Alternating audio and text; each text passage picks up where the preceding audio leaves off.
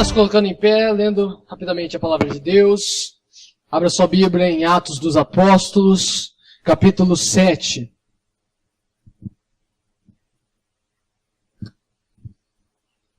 Nove e 5 agora, prometo que até 9h30 estaremos encerrados. Okay?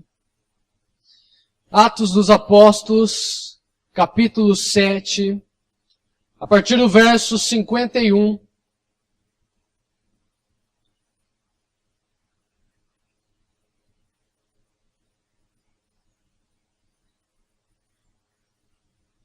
Todos encontraram?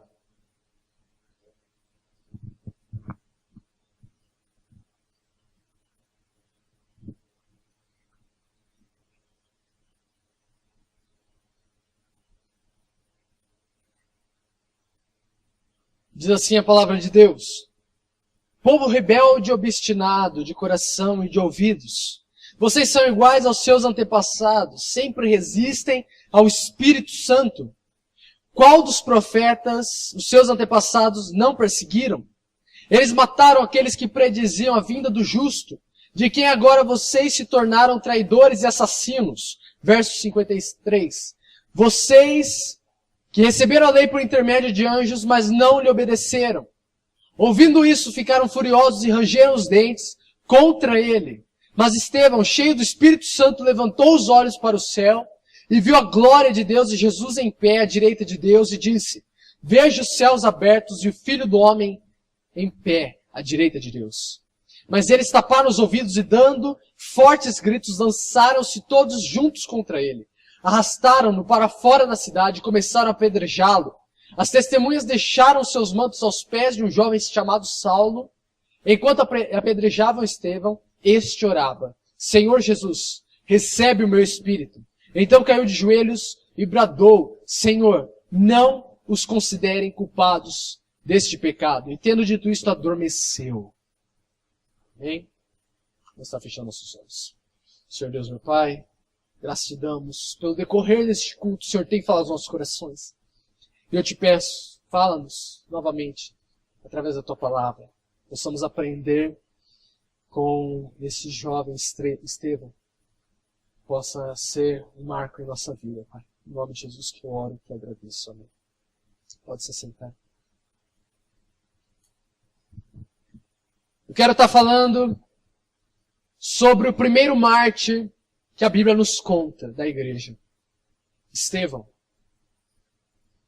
O contexto em que Estevão estava era Atos, o segundo volume, o segundo livro escrito pelo Dr. Lucas. Ele nos conta um segmento, uma linha da igreja crescendo. No capítulo 1 mostra Cristo ascendendo aos céus e ele escolhendo Matias para substituir ao 12º apóstolo que havia se matado, Judas. No capítulo 2 nós vemos os apóstolos reunidos no dia de Pentecostes e a descida do Espírito Santo sobre a igreja.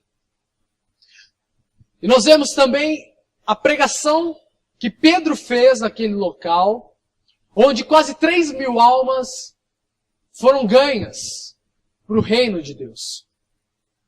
No capítulo 3 nós vemos a cura de um leproso, a cura de um coxo, e mais uma pregação de Pedro, e nós vemos que essa pregação no capítulo 4 rende quase 5.000 almas de uma vez só. E eles são, no capítulo 4, os apóstolos são levados ao Sinédrio, e os judeus exigem que eles parem de pregar sobre este Cristo. Só que eles não param. No capítulo 5, nós vemos que todos, de comum acordo, vendiam as suas propriedades e depositavam tudo aos pés dos apóstolos para que eles pudessem ajudar viúvas, órfãos e aqueles que estavam necessitados de uma renda. E nós vemos relatado no capítulo 5 a morte de Ananias e Safira, porque eles mentiram a Pedro o valor que eles haviam vendido sua propriedade. E no capítulo 6 nós vemos os gregos reclamando com os apóstolos, porque as viúvas dos gregos estavam sendo debilitadas, elas não estavam sendo alcançadas por essa ajuda, devido estar essa função apenas nas mãos dos apóstolos. Então eles se reúnem e escolhem 7 diáconos que ficariam responsáveis por distribuir essa renda, por cuidar das viúvas e dos órfãos. E um desses diáconos era Estevão. E no capítulo 7 nós vemos a pregação que Estevão faz. Ele começa a pregar e os judeus ficam muito irados e começam a levantar mentiras contra ele, dizendo que ele estava pregando contra Moisés e a lei. E levam ele para um julgamento. E nesse julgamento nós vemos descrito no capítulo 7 inteiro, ele usando desde Abraão, Isaque, Jacó, José, Moisés, chegando até Davi, ele vai mostrando na Bíblia que Cristo havia sido profetizado desde os patriarcas. E aqui na parte que nós lemos, mostra a reação deles. Porque ele fala, vocês são duros de coração. Vocês precisam se arrepender. E eles ficam com muito ódio. E a Bíblia relata que eles rangiam os dentes de ódio dele. E batendo a vista, a primeira visão que nós podemos ter de Estevão, que é retratado no capítulo 6, são 3 pontos que nós devemos, não é que nós podemos, nós devemos aprender com Estevão. No versículo 5 do capítulo 6, fala que ele era um homem cheio de fé e do Espírito Santo. No verso 8 fala que ele era cheio de fé e de poder e fazia prodígios e grandes sinais entre o povo. E no verso 10 fala que aqueles que tentavam debater com Estevão não podiam resistir à sabedoria dele e ao espírito com que ele falava. Primeiro ponto, ele era cheio do Espírito Santo de Deus. Nós vemos no começo de Atos, no capítulo 1, um tipo de apóstolo. Nós vemos apóstolos medrosos, covardes, que se esconderam da autoridade judaica por medo de retaliação, de crerem, de serem seguidores de Cristo. Apóstolos que veio a guarda romana e eles abandonaram o seu mestre. Só que nós vemos que aconteceu algo entre o capítulo 1 e o capítulo 3. E esse algo é a descida do Espírito Santo de Deus, que foi profetizado por Cristo em João, capítulo 14, verso 16. Em João 1 também ele fala, ficai em Jerusalém, até que do alto sejais revestidos. E o Espírito Santo aqui usado no texto grego é chamado de Paráclito. Paráclito significa o consolador, o confortador. Só que antigamente havia outra tradução para Paráclito. No latim, Paráclito significava cum forte, que significa com força. Esse Espírito, Paráclito, ele veio com força sobre a igreja e levantou a igreja de uma certa forma que em pouco tempo a Europa e a África estavam cheias de igrejas implantadas por apenas 12 apóstolos. Os mesmos 12 que estavam acovardados, escondidos. E nós vemos aqui que é necessário nós sermos cheios do Espírito Santo para que nós possamos produzir frutos. Continuando aqui. Quando Estevão prega, Atos 6, 11 a 15 diz: Então subornaram uns homens para que dissessem: Ouvimos-lhes proferir palavras blasfemas contra Moisés e contra Deus. E excitaram o povo, os anciãos e os escribas, e investindo contra ele o arrebataram e o levaram ao conselho. E apresentaram falsas testemunhas que diziam: Este homem não cessa de proferir palavras blasfemas contra este santo lugar e a lei. Porque nós lhe ouvimos dizer que esse Jesus Nazareno há de destruir este lugar e mudar os costumes que Moisés nos deu. Então todos que estavam assentados no conselho, fixando os olhos nele, viram o seu rosto como o rosto de um anjo.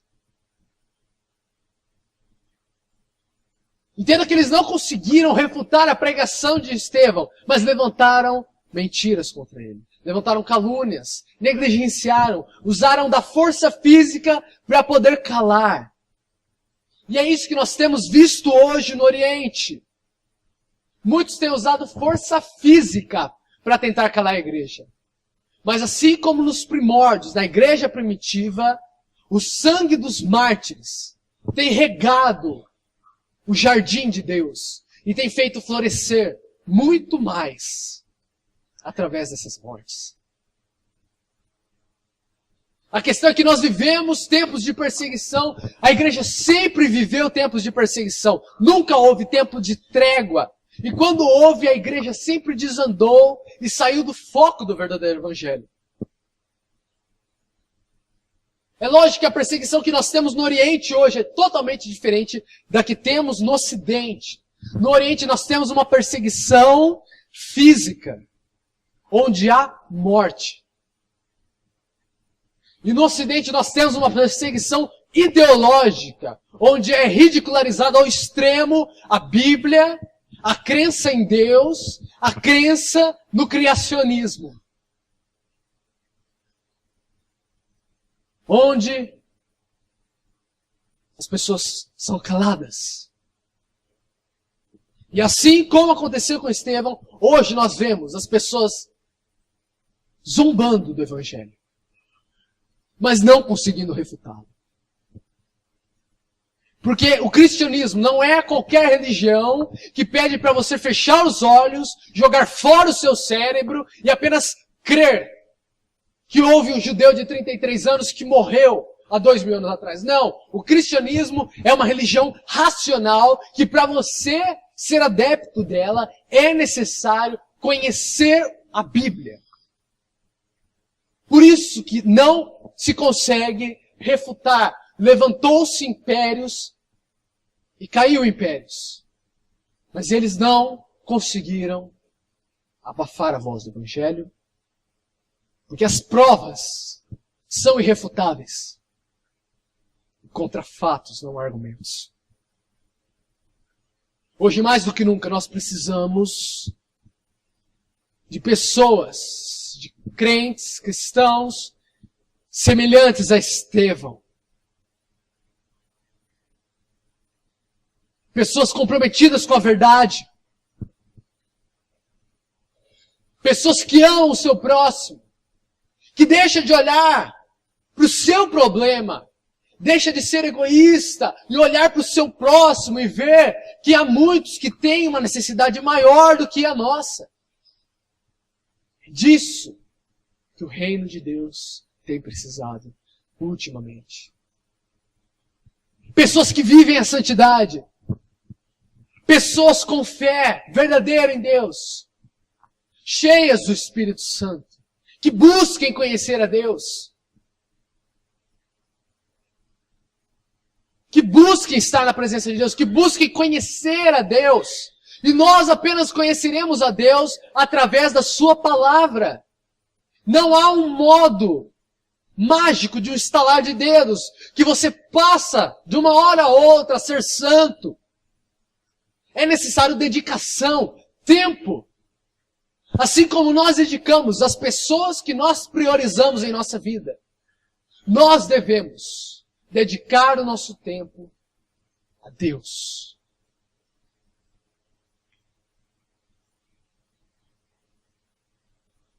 E nós vemos que antes mesmo de Estevão padecer, ele já começa a ser recompensado. Porque antes mesmo dele ser apedrejado, ele olha para o céu e vê o céu aberto e vê Jesus à direita de Deus. E eu tenho certeza que nenhum ouro do mundo pode superar uma visão dessa. O nome Estevão significa coroado. É interessante isso. Porque eu creio que Cristo estava em pé, naquele momento, segurando a coroa da vida, que estava guardada para Estevão, que logo ele iria receber. Ele foi um daqueles que no livro de Hebreus, capítulo 11, verso 38, diz que eram homens de que o mundo não era digno. O mundo não era digno de ser pisado por esses homens. Tamanha santidade deles. O compromisso com a verdade deles. E é isso que nós precisamos para o século 21. A igreja está adormecida. Assim como as 10 virgens de Mateus 25 das parábolas.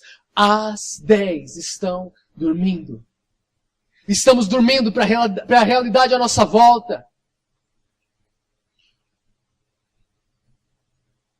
E que esse culto, os vídeos que foram passados aqui, os testemunhos que foram falados aqui, possam vir de encontro ao nosso coração. E nos incentive a mudarmos de posição perante o Evangelho, perante a causa de Cristo. A entendermos que não é um hobby o cristianismo. Não é algo que nós devemos fazer nos tempos vagos. Mas é algo que a nossa vida deve estar totalmente envolvida nisso. Devemos trabalhar para a glória de Deus, estudar para a glória de Deus, respirar a cada segundo para a glória de Deus. Porque quando nós fazemos isso, virá perseguições. Mas como foi lido na abertura deste culto, alegremos na perseguição. E perseveremos na oração. Porque a nossa recompensa não está aqui na terra, está no céu. Está no céu. As dores e as tribulações momentâneas e passageiras que nós sofremos aqui nessa terra não serão comparáveis com a glória que há de vir.